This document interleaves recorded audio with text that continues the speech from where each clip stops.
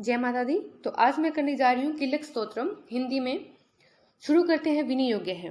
ओम अस्य श्री किलक मंत्रस्य शिव ऋषि अनुष्टुप छंद महासरस्वती देवता श्री जगदम्बा प्रीत्यर्थ सप्तति पाठागत्वेन जपे विनियोग्य है।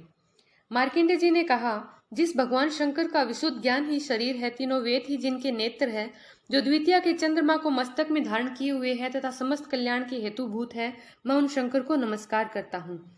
सप्तति के पाठ करने वालों को यह किलक सप्तति मंत्रों का ही अंग जानना चाहिए। अतः जो दुर्गा सप्तति के साथ इस किलक का पाठ करते हैं उनका सदैव कल्याण होता है।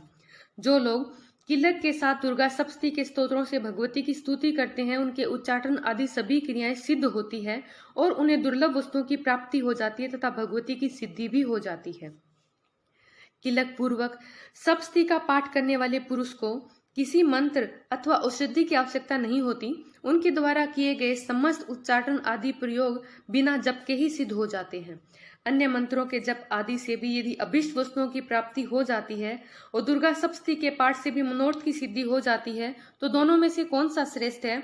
लोगों की इस शंका को सामने रखकर भगवान शंकर ने यही निर्णय किया कि दुर्गा सप्तति स्तोत्र ही सबसे बढ़कर है।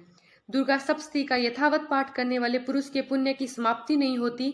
यह देखकर भगवान शंकर ने दुर्गा सप्तति के स्तोत्र को गुप्त कर दिया।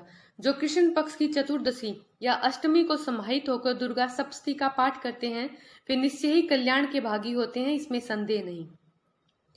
जो भगवती को अपनी समस्त संपत्ति समर्पित कर दास रूप में पुनः उस संपत्ति का उपयोग करता है, भगवती उसके ऊपर निश्चय ही प्रसन्न होती है, अन्यथा प्रसन्न नहीं होती। श्री महादेव जी ने इस प्रकार के प्रतिबंधक कील से सप्तति के फल को कीलित कर दिया है।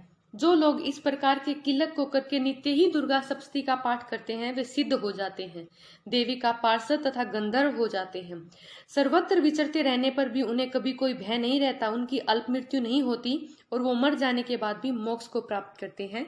इस किलक को जानकर ही उसका परिहार कर दुर्गा सप्तति का पाठ करना चाहिए। यदि किलक को न जानकर दुर्गा सप्तति का पाठ किया जाता है तो उसका विनाश हो जाता है। अतः किलक निष्कीलन को जानकर ही दुर्गा सप्तति का पाठ करना चाहिए। स्त्रियों में सौभाग्य, स्तंति तथा स्थिर लक्ष्मी आदि जो कुछ भी दिखाई पड़ता है वह भगवती की प्रसन्नता का ही फल है। इसलिए भगवती को प्रसन्न करने के लिए इस स्तोत्र का पाठ अवश्य करना चाहिए। इस स्तोत्र का मंद स्वर से उच्चारण कर पाठ करने से स्वल्प संपत्ति की प्राप्ति होती है, किंतु उच्च स्वर से पाठ करने पर तो संपूर्ण फल की प्राप्ति होती है। अतः उच्च स्वर से ही इसका पाठ करना चाहिए। जिस भगवती की प्रसन्नता से मनुष्य को ऐश्वर्य, सौभाग्य, आरोग्य, श्रेष्ठ संपत्ति, स्त्रुनाश तथा मोक्ष की प्राप्ति होती है, उस जगदम्बा की स्तुति मनुष्य क्यों नहीं करते। इति भाषा टीका किलक स्तोत्रम संपूर्णम।